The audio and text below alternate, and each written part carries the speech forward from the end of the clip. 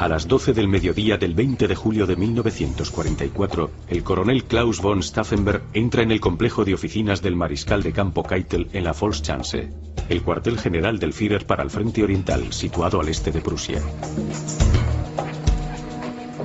Tiene programado reunirse con Hitler para informarle sobre la disposición del Ejército Nacional.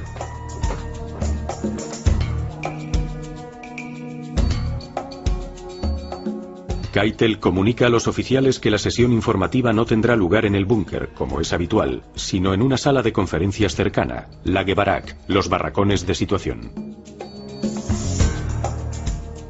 Keitel les indica a los oficiales que lo acompañen, pero Stauffenberg se detiene y pregunta si se puede cambiar la camisa.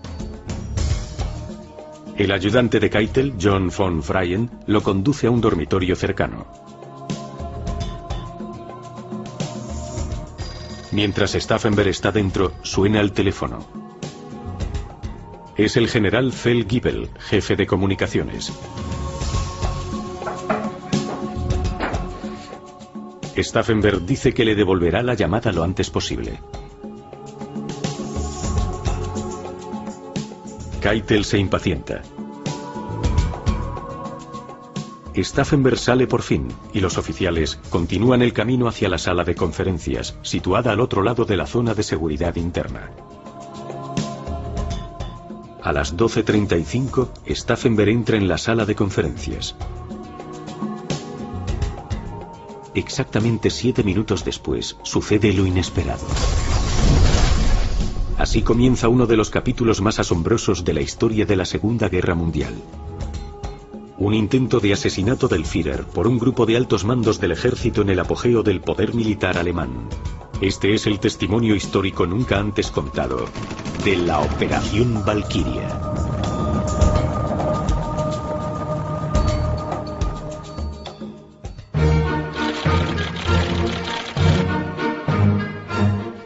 El plan Valquiria era un plan alemán oficial para utilizar en caso de que se produjese una revuelta masiva interna en Alemania. Ya fuese un levantamiento de obreros extranjeros o un bombardeo aéreo especialmente concentrado que causase estragos en los servicios locales. En 1944 Alemania contaba con 7,5 millones de trabajadores extranjeros y a los alemanes les preocupaba que pudiesen producirse disturbios civiles. El plan, cuyo lema era Valquiria, era un plan de contingencia en caso de levantamiento de los obreros extranjeros obligados a trabajar en Alemania. En casi todos los sectores había muchos de estos trabajadores. En caso de que esta revuelta se produjese, sería sofocada por el plan Valquiria. Todos los cuerpos estaban preparados para esta emergencia. El ejército de reserva, cuyas oficinas se encontraban en la calle Wendelstraße, en Berlín, formaba las tropas designadas para ejecutar la Operación Valquiria. Los círculos de la resistencia en la Wendelstraße en Berlín eran los que tenían el control de ese plan. Así que para ellos resultaba muy lógico convertir esa operación o plan en su propia estrategia. En Berlín también había un joven oficial del Estado Mayor del Alto Mando alemán, llamado Klaus Schenk, conde von Stauffenberg.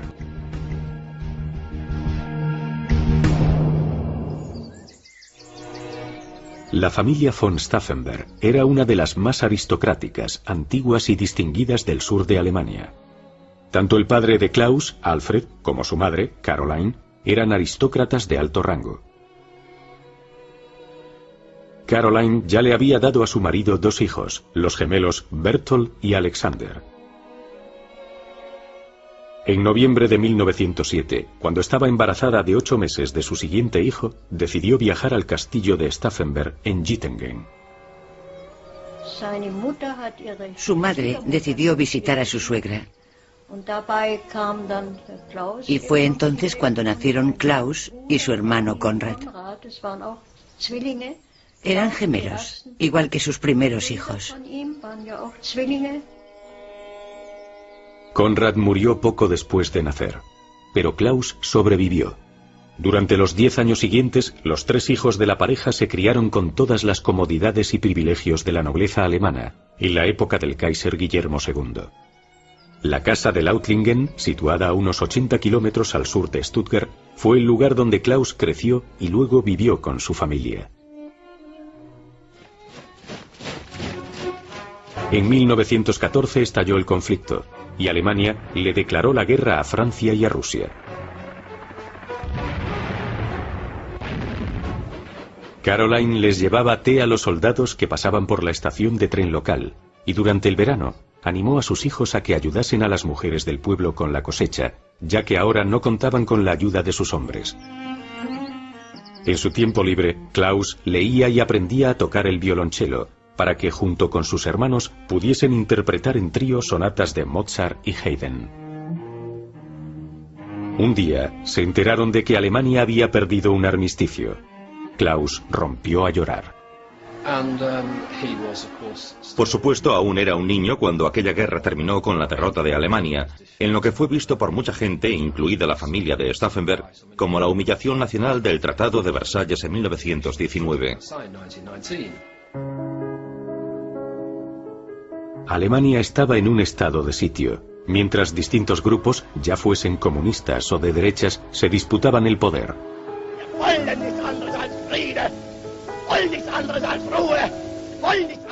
Aquella confusión preparó el terreno para la instauración de la dictadura de Adolf Hitler. La agitación política de aquellos años produjo una gran impresión en Klaus. Se propuso convertirse en oficial, ya que creía que el cuerpo de oficiales siempre había sido una poderosa fuerza estabilizadora en la vida alemana. En 1926 se unió al regimiento ligado por tradición a la familia, el 17º Regimiento de Caballería en Bamberg. Klaus se había convertido en un joven alto e increíblemente apuesto, con un deslumbrante cabello negro, pómulos prominentes, mandíbula firme y ojos soñadores y románticos. Era una persona impresionante. Siempre tuvo carisma y era muy afectuoso y muy abierto con cualquier persona que pudiese conocer. Como católico devoto que era, se aseguraba de ir a misa todos los domingos. Durante un tiempo estuvo destinado en Bamberg, en el 17º Regimiento de Caballería. Y no muy lejos de Bamberg estaba la hacienda de mi abuelo. En esa época siempre me invitaban al baile de invierno del regimiento en Bamberg.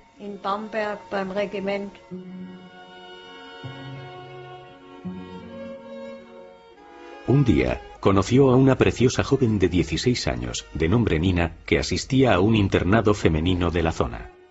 En 1930, cuando hubo ascendido a subteniente, Klaus le propuso matrimonio a Nina, aunque solo tenía 23 años.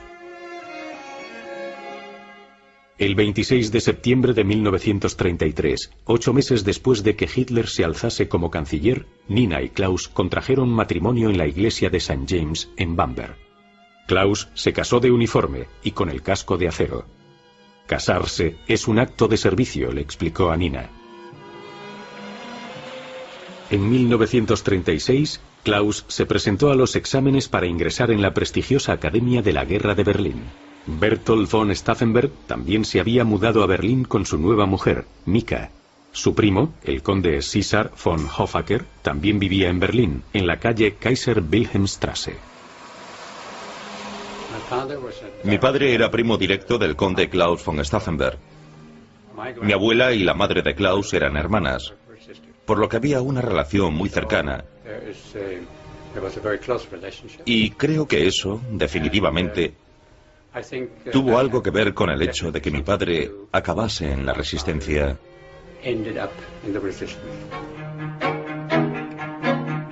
Su carrera militar progresaba rápido. En 1937 se convirtió en capitán de caballería y en 1938 fue destinado como oficial de Estado Mayor a la Primera División Ligera, que más tarde se conocería como la Sexta División Panzer. Ese mismo año, las SA y las SS organizaron la llamada Kristallnacht, o Noche de los Cristales Rotos, en la que destruyeron negocios y hogares de judíos e incendiaron numerosas sinagogas.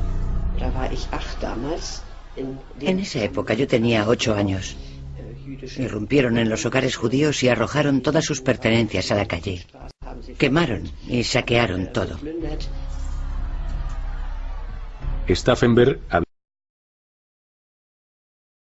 y en la vida pública, pero condenó firmemente esta acción. Su desencanto gradual con el régimen nazi había comenzado de manera irreversible.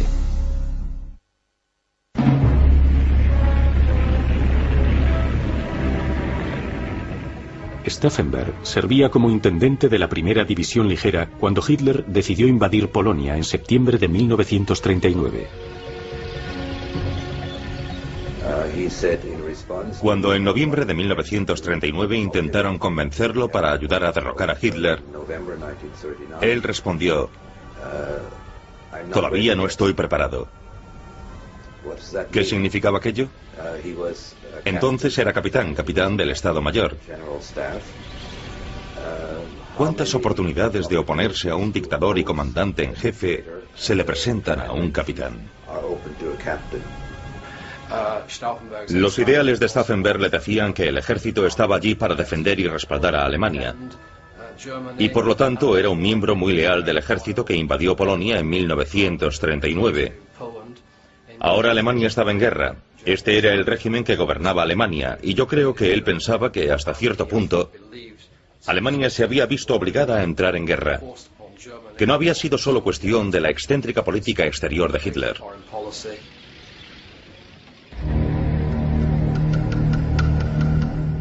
En esa época, Hitler ya estaba planeando la invasión de los Países Bajos y de Francia.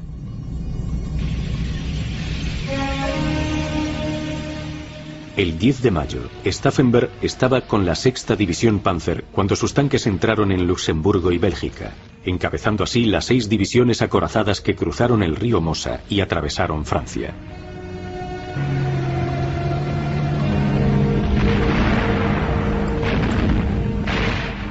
La resistencia francesa cayó más rápido de lo que el cuartel general de la división, en la retaguardia, podía controlar. Una semana más tarde, para su gran decepción, Stauffenberg fue retirado del frente y destinado a servir en el Estado Mayor del Ejército. Antes de tomar posesión de su nuevo puesto, Stauffenberg encontró tiempo para reencontrarse con su familia. Ahora era el orgulloso padre de 3 hijos, Franz Ludwig, Heimeran y Bertolt, a quien llamó así en honor a su hermano mayor. Un año después, Nina le obsequiaría con el 4º hijo de la pareja, una niña llamada Valerie.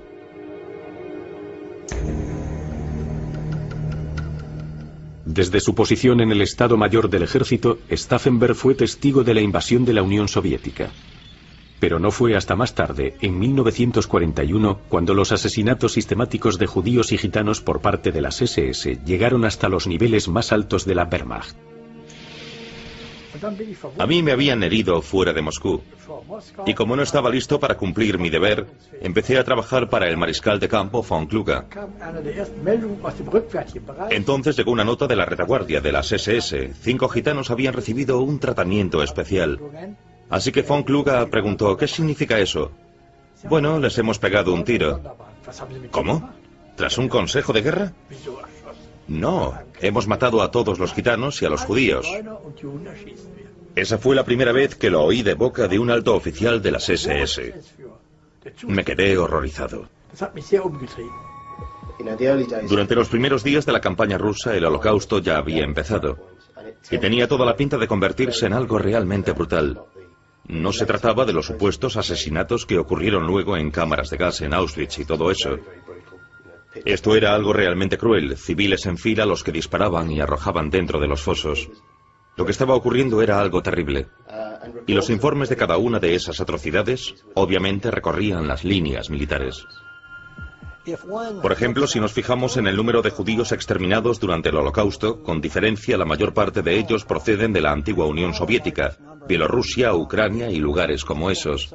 Y esas son las zonas que los alemanes ocuparon en el verano y otoño de 1941. Allí ocurrieron cosas realmente atroces. Cosas a gran escala, matanzas y cosas similares. El mayor von Garstoff sobrevoló la zona y vio una enorme tumba junto a la que le estaban disparando a gente y arrojándola dentro. 8.000 judíos fueron asesinados a tiros por las SS. En esa época yo solo tenía 25 años y solo le confié este secreto a Treschow. Treschow era como una figura paterna, un jefe del Estado Mayor militar. El general Henning von Treschow, que servía en el frente oriental, en el Heeresgruppe Mitte, llevaba planeando derrocar a Hitler desde finales de los años 30. El grupo Heeresgruppe Mitte se rodeó de un círculo de gente en quien sabía que podía confiar. Era raro, pero aquello se sabía. En esa época teníamos un código para averiguar si alguien era nazi. Y yo sabía que Treschow no era nazi. Admiraba su inteligencia. A eso de las 11 de la noche, Treschow estaría jugando al ajedrez para relajarse.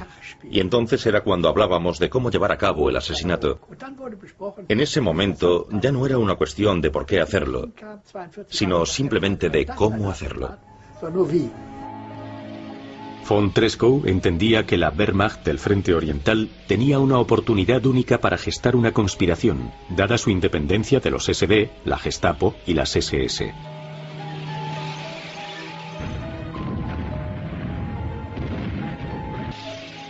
En julio de 1941, von Treschow recibió la visita de un oficial del Estado Mayor, Stauffenberg.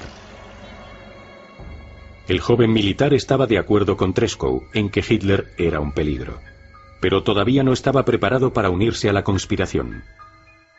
No sería hasta el verano y otoño de 1942, durante una de sus misiones de reconocimiento en Ucrania, cuando Stauffenberg se convenció de que el Frente Oriental podría mantenerse. Pero en ese mismo año, Stauffenberg recibió los primeros informes sobre los genocidios de judíos rusos por parte de las fuerzas especiales de las SS, conocidos como los Einsatztruppen. Se enteró de todo aquello. Se quedó perplejo y horrorizado de que lo estuviesen haciendo en nombre de Alemania. Y en efecto creo que en ese momento fue cuando realmente se convirtió a la causa. Al ser educado como católico, siempre hay una autoridad mayor que tu Führer.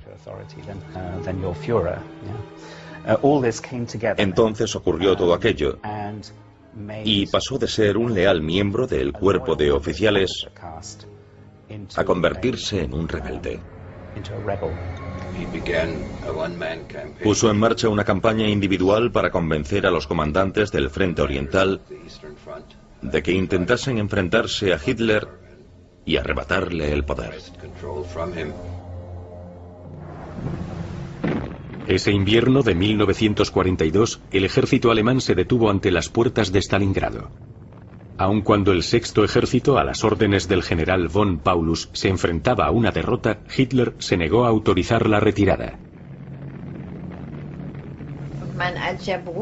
Mi único hermano estaba en Stalingrado. Así que mi marido siempre nos contaba las últimas señales de radio del ejército sitiado de Paulus, el cuartel general de Hitler en el este. Siempre nos lo contaba a mí y a mi madre, y era horrible. Mi hermano desapareció, nunca volvió a casa. Un ejército al completo fue sacrificado, simplemente por una cuestión de prestigio.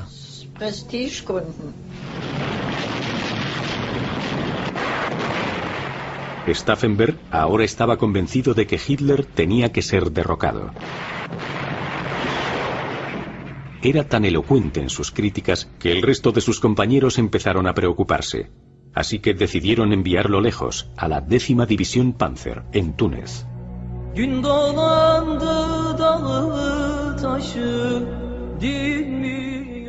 En Libia y Túnez, las victorias del afamado Afrika Korps, capitaneado por Erwin Rommel, habían sufrido un revés.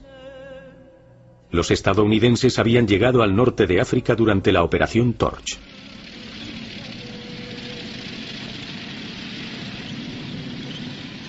Rommel lanzó un arriesgado ataque Panzer contra las aún inexpertas tropas estadounidenses, dirigiéndose hacia el paso de Kasserine. Pero la victoria duró poco. Los alemanes iniciaron la retirada. El 7 de abril, Stauffenberg intentó conducir a su columna a través del estrecho paso de El Hafai. Pero los cazabombarderos lo alcanzaron.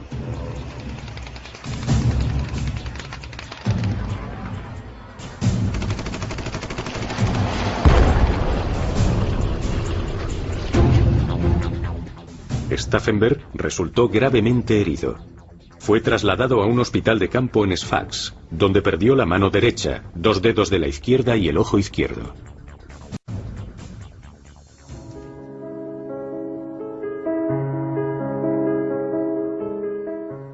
Su recuperación fue lenta pero constante.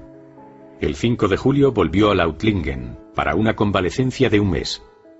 Allí se reunió con sus hijos, Heimeran, Franz Ludwig y la pequeña Valerie, así como con su sobrina Elisabeth y su sobrino Alfred.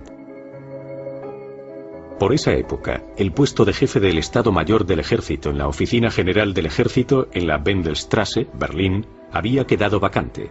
El general Olbrich, sabedor del empeño de Stauffenberg en derrocar a Hitler, arregló todo rápidamente para que el puesto le fuese ofrecido a Stauffenberg. Stauffenberg lo aceptó de inmediato. En agosto de 1943, Stauffenberg concertó una reunión con Henning von Treschow para hablar sobre la implementación del Plan Valkyria. Empezaron a esbozar un perfil del nuevo gobierno que asumiría el mando justo después del golpe de Estado. El general Ludwig Beck se convertiría en el jefe de Estado. Friedrich Gedler, que había estado en la resistencia durante mucho tiempo, sería el nuevo canciller alemán. Von Treschow tomaría el control de todos los servicios de seguridad alemanes, incluidas la Gestapo y los SD de Himmler. El general Hebner pasaría a dirigir el Ministerio de Guerra. Finalmente, Olbrich o el propio Stauffenberg podrían ayudarle como secretario de Estado. El único ministro del gobierno de Hitler que los conspiradores querían mantener, en caso de que aceptase, era el ministro de Armamento, Albert Speer. Bajo su mandato, la producción de armamento había aumentado, a pesar de las devastadoras campañas de bombardeo de los británicos y de los estadounidenses. Yo entrevisté a Albert Speer y él sabía que su nombre se barajaba para convertirse en ministro de guerra en el nuevo gobierno en caso de que Hitler fuese asesinado y todo aquello fuese llevado a cabo con éxito. Stauffenberg se fue convirtiendo en el alma y el espíritu del Plan Valkyria. Pero todavía quedaba por solucionar el mayor de los problemas. Ni von Treschow ni otros conspiradores, como Merz von Kirchheim, tenían acceso al Führer. Pero entonces, en junio de 1944, Stauffenberg fue nombrado jefe del Estado Mayor de nada menos que el general Fromm, el jefe del ejército alemán. Y como Hitler quería ser informado frecuentemente sobre su disposición para el combate, Stauffenberg de repente se encontró en una posición en la que él mismo vería a Hitler de manera habitual. De todos los conspiradores, ahora él era quien estaba mejor situado para convertirse en el asesino. Al mismo tiempo, el mariscal de campo Rommel, comandante del Grupo B del ejército en Francia, finalmente había aceptado colaborar en la conspiración, que en el oeste estaba encabezada por el gobernador militar de Francia, el general von Stubnagel. Por lo tanto, el éxito de Valkyria dependía en gran parte de Stubnagel y de su mano derecha, que no era otro que el primo de Stauffenberg, César von Hoffacker. Stubnagel era su jefe inmediato, y creo que al final mi padre y Stubnagel se hicieron muy buenos amigos. Otra figura clave en la conspiración fue el general von Hasse, comandante de la ciudad de Berlín. Fue uno de los comandantes del Plan Valkyria y tenía tropas. Y con esas tropas bajo su mando se suponía que tenía que arrestar a Goebbels. Y para llevar a cabo esta tarea, le ordenó a uno de sus oficiales, el mayor Romer, que arrestase a Goebbels una vez iniciado el golpe de Estado. Donde el plan fallaba era en el hecho de que Stauffenberg no podía estar en dos sitios a la vez. Era imprescindible para organizar la operación Valkyria en Berlín, así que tenía que estar allí. Era un hombre tremendamente poderoso y dinámico, y podía coger el teléfono y hablar con cualquier parte de Alemania y convencer a todo el mundo de que actuase del modo que tenían que actuar. Pero al mismo tiempo también era el que tenía que cometer el asesinato. Así que tenía que estar a más de 480 kilómetros al este, colocando la bomba en la sala de mapas de Rastenburgo. Ya que Stauffenberg tenía que sobrevivir y volver a Berlín para orquestar el golpe, tenía que utilizar un temporizador con un alambre de retención. Probamos dinamita de toda Europa, holandesa, francesa, belga, así como otro tipo de explosivos. y pude asegurar que los explosivos británicos eran los mejores, especialmente los alambres de retención, ya que eran silenciosos. Los otros silbaban. También dije que había que utilizar 2 bombas y dichos alambres, por si una de ellas fallaba, solo para estar seguros. El co-conspirador de Stauffenberg, el general Helmut Stief, consiguió las bombas y los alambres necesarios del teniente von Beslager. ¿Tienes explosivos británicos? Sí, mételos en el maletín y llévaselos a Steve. Entonces fue cuando me di cuenta de lo que estaba ocurriendo. Así que cogí mi maletín, un modelo muy básico de cuero, y lo llené de explosivos británicos. Eran de plástico y cuadrados. Y entonces añadí los alambres necesarios y fui a ver a Steve.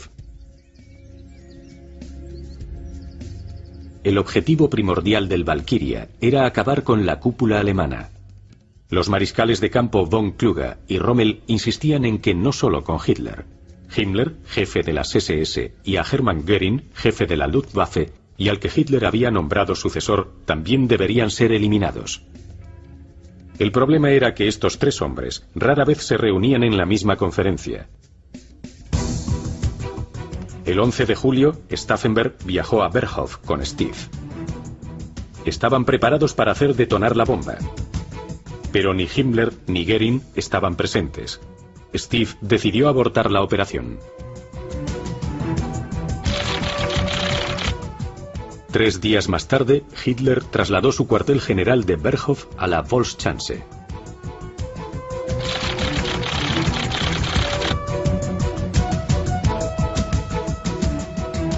Construida en 1941 para preparar la Operación Barbarroja, la Volkschanze había sido ampliada hasta crear un amplio complejo que comprendía 3 anillos de seguridad. El primer complejo, conocido como la Zona de Seguridad número 2, contenía barracones e instalaciones para el personal e invitados, un centro de comunicación y un comedor de oficiales conocido como Casino 2. Al noroeste estaba la Zona de Seguridad número 1, dentro de la cual se encontraban las oficinas de las figuras principales del régimen nazi, incluidas las de Göring, el general Jodl y la del oficial de campo Wilhelm Keitel. Justo a la izquierda de la Zona 1 había otro sector fuertemente protegido, conocido como la Führerzone. Aquí había un enorme búnker reservado para el Führer, así como refugios para ataques aéreos y varios barracones de madera, en uno de los cuales había una sala de mapas de situación. El 14 de julio, Stauffenberg y el general Fromm fueron convocados en la Volkschanze al día siguiente. En esta famosa foto se puede ver a Stauffenberg erguido como un roble, mientras Hitler saluda al general Bodenschatz de la Luftwaffe. En Berlín, el general Olbricht ya estaba dando órdenes para el plan Valkyria, pero Stauffenberg fue informado de nuevo de que no colocase las bombas porque Himmler y Göring no estaban presentes. Pero el 15 de julio, Stauffenberg tuvo la oportunidad de hacer un ensayo general. Vio que las posibilidades de activar la bomba en el búnker del Führer eran pocas. Por lo tanto, tendría que romper la cápsula fuera de allí, preferiblemente en el complejo de oficinas de Keitel. También vio que la distancia entre los 2 edificios era de unos 365 metros, lo cual significaba que le llevaría alrededor de 10 minutos a pie. Por lo tanto, un alambre de 10 minutos no sería suficiente, los necesitaría de 30 minutos.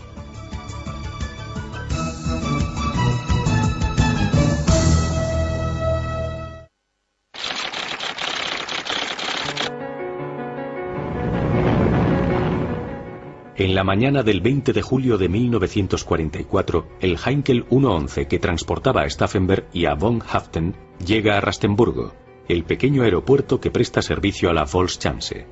La seguridad es férrea. El mayor Herbert Buchs recuerda el ambiente que había en el cuartel general del Führer. En el este la situación era muy crítica. También hacía mucho calor y había mucha humedad, condiciones que a Hitler no le gustaban. El ambiente general en la Volkschanze era tenso.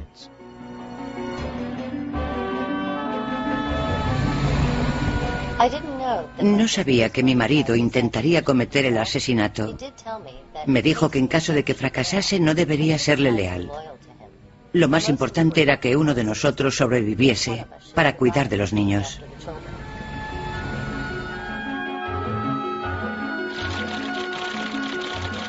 Stauffenberg se sienta a desayunar.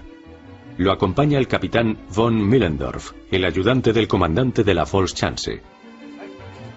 Poco después de las 11, acompañado por von Haften, Stauffenberg se dirige a la oficina de Wilhelm Keitel para preparar la presentación ante el Führer.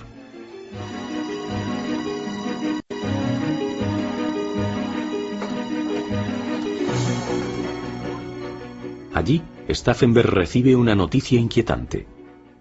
La conferencia no se celebrará en el búnker, como es habitual, sino en un edificio de madera reforzado con hormigón, conocido como Lagerbaracke, o sala de situación. Poco después, Keitel es informado de que la conferencia diaria ha sido reprogramada para las 12:30 p.m., debido a la visita de Mussolini. Entonces decide que deberían ir a la sala de conferencias lo antes posible. La bomba ha de ser activada de inmediato. Stauffenberg pregunta dónde se puede cambiar la camisa. Von Freuen conduce a los oficiales a una habitación. Una vez dentro, unos nerviosos Haften y Stauffenberg empiezan a activar la bomba. Stauffenberg utiliza una tenaza especial para romper las cápsulas del alambre británico.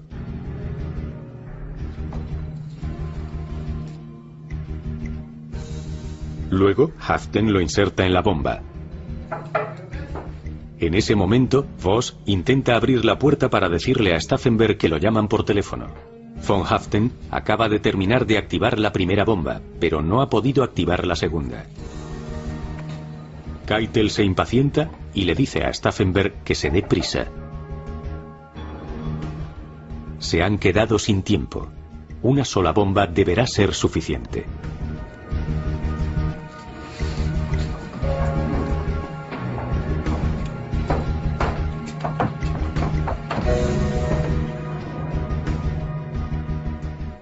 Von Freuen se ofrece a llevarle el maletín a Stauffenberg, pero Stauffenberg rechaza el ofrecimiento. Quiero sentarme lo más cerca del Führer posible, dice. No oigo muy bien.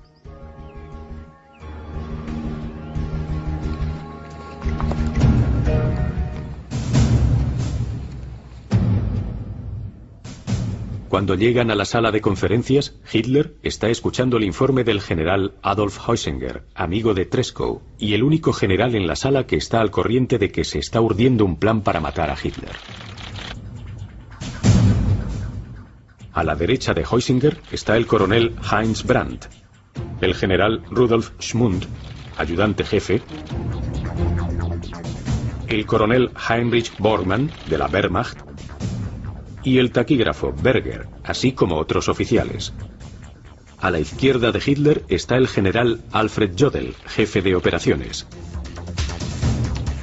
Y su segundo, el general Barlimont. Ni Göring ni Himmler están presentes, pero Stauffenberg sabe que debe proceder con el plan. Von Freuen da un paso al frente y le pide a Oberst von Brandt que se eche a un lado para que Stauffenberg pueda estar más cerca de Hitler.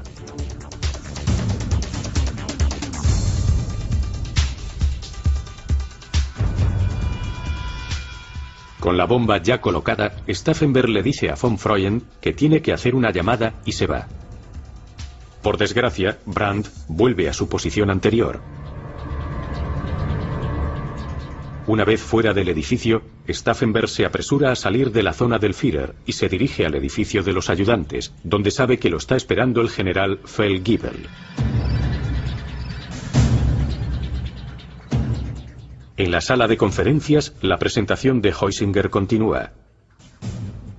El reloj sigue corriendo.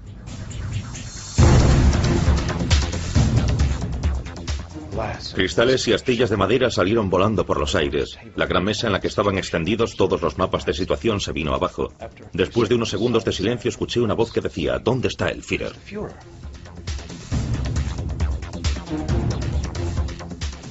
En medio de la confusión posterior, Stauffenberg y von Haften intentan escapar. Al pasar junto a los barracones de situación, Stauffenberg ve un cadáver cubierto con la gabardina de Hitler, al que transportan en una camilla. En el primer anillo de seguridad y después en el segundo control les permiten continuar. Pero para entonces, el comandante de la Volkschanze ordena el cierre total. En el último control, hacen parar a Stauffenberg. Él mismo decide llamar al comandante. Por casualidad, lo ponen en contacto con el capitán von Millendorf, el mismo oficial con el que había desayunado esa misma mañana. Von Millendorf le da luz verde para continuar y abandonar el complejo.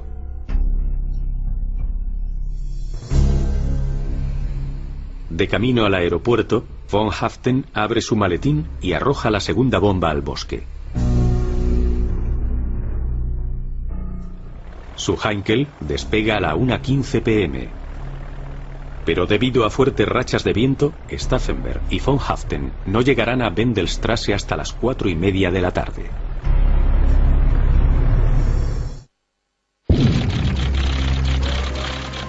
Mientras tanto, en la Volkschanze, Feldgiebel se da cuenta de que algo va mal. Se corre el rumor de que Hitler sigue vivo y que solo ha sufrido heridas leves.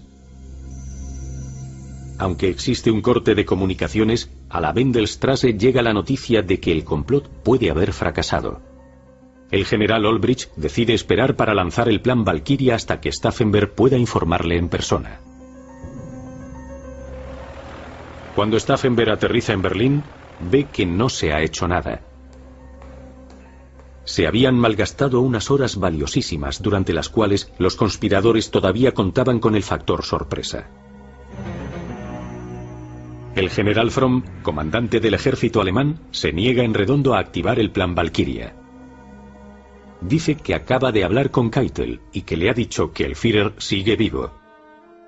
Stauffenberg argumenta haber visto el cadáver de Hitler con sus propios ojos y que las noticias procedentes de la Volkschanze son un truco. Ansioso por lavarse las manos de todo el asunto, Fromm ordena el arresto de todos los conspiradores. Pero Stauffenberg se le adelanta y hace que lo arresten.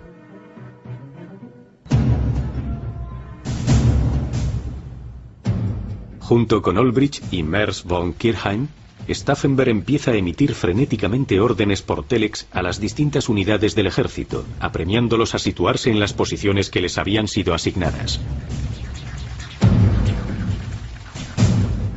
Afortunadamente, en París, todo va según el plan.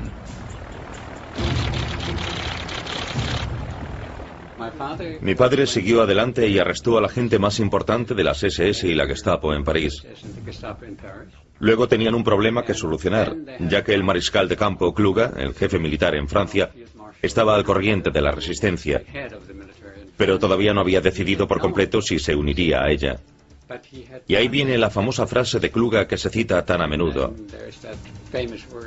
caballeros, mientras el cerdo siga vivo, no puedo. Kluge se suicidó justo 4 semanas después de aquello.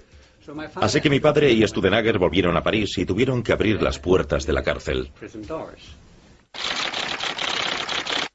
El traqueteo de las máquinas de escribir se detuvo en la Wendelstraße cuando Radio Berlín emitió un comunicado. Se ha producido un atentado contra la vida del Führer, pero Hitler está vivo y hablará en la radio muy pronto.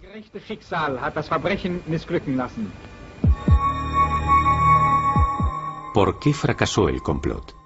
No solo uno, sino una secuencia de acontecimientos habían arruinado la conspiración. El primer factor fue la decisión de von Freuen de colocar a Stauffenberg a la derecha de Hitler, junto a Heusinger.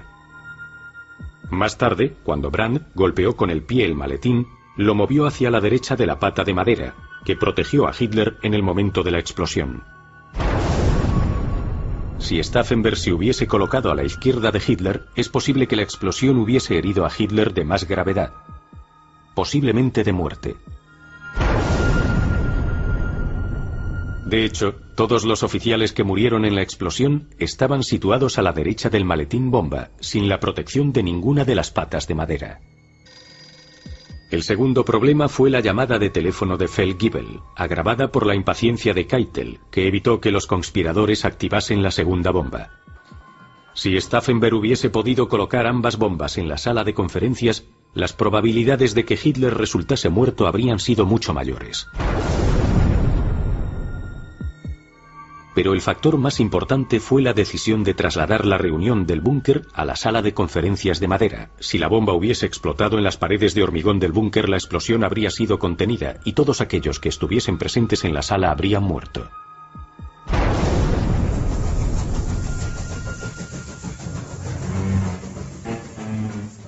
Hitler estaba convencido de que lo había salvado la providencia.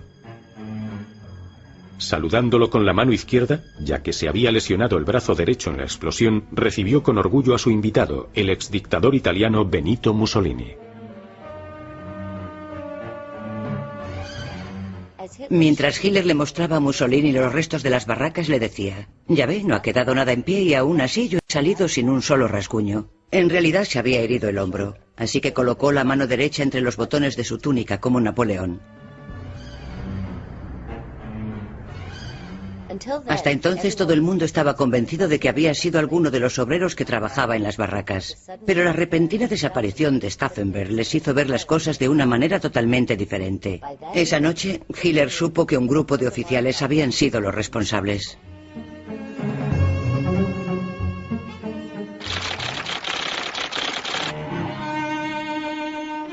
Mientras tanto, en Berlín había comenzado el acto final. El mayor Remmer, que había desafiado las órdenes de Hasse, había reunido a sus tropas alrededor de la Wendelstrasse. Poco después, las fuerzas de Remmer fueron relevadas por las SS. Valkyria había fracasado. Fromm fue liberado y pronto ordenó el arresto de los conspiradores. Ansioso por encubrir su complicidad, Fromm decidió deshacerse de los conspiradores de inmediato para que ninguno de ellos pudiese implicarlo en la investigación que seguro se iba a iniciar. Stauffenberg, Hachten, Olbrich y Kirchheim fueron condenados a muerte inmediatamente. Se iniciaron los preparativos para la ejecución, que iluminarían los faros de los vehículos de las SS. Entonces los condujeron al patio de la Wendler Block. De manera simultánea, Hitler estaba dando su comunicado de radio desde la Volkschanze.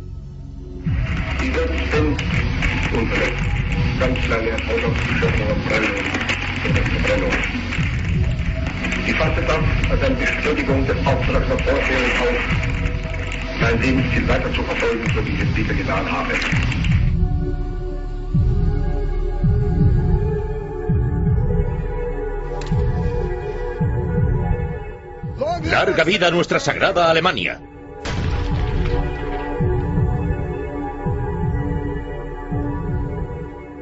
Era la 1 de la madrugada del 21 de julio de 1944.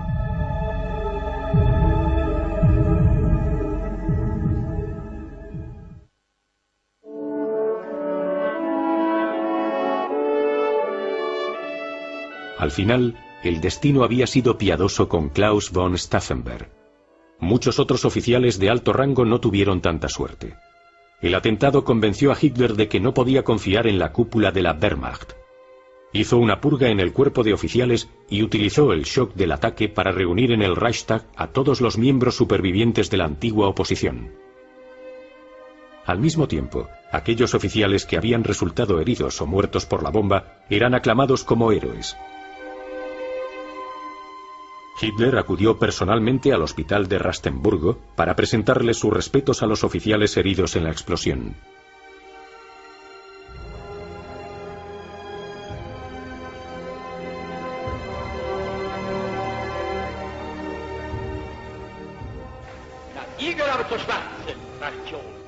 Hitler ordenó una serie de juicios mediáticos en el Volksgerichtshof, o Tribunal del Pueblo, presidido por un temido juez llamado Roland Freisler.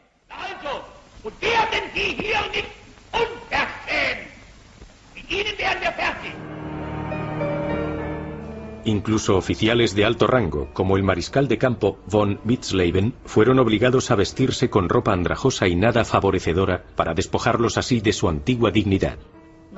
Mi marido fue ejecutado ese mismo día. Le permitieron escribir una primera y última carta de despedida. Y eso fue lo que hizo.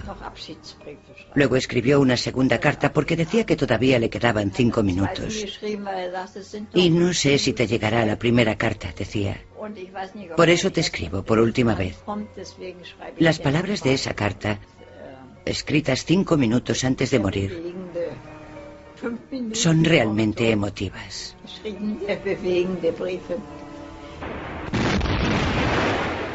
Y la guerra continuó. Seguiría durante otros 10 meses, en los cuales millones de personas perderían la vida.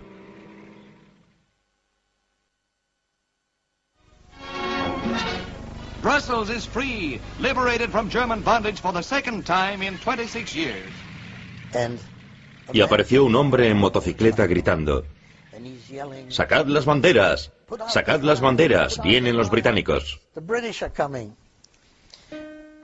Y en la distancia se podían oír vítores. Primero, muy, muy bajito. Y luego cada vez más y más alto. Y entonces supimos que éramos libres. Los restos de Klaus von Stauffenberg fueron exhumados y luego quemados por las SS. El lugar donde reposan actualmente sus cenizas se desconoce hasta el día de hoy.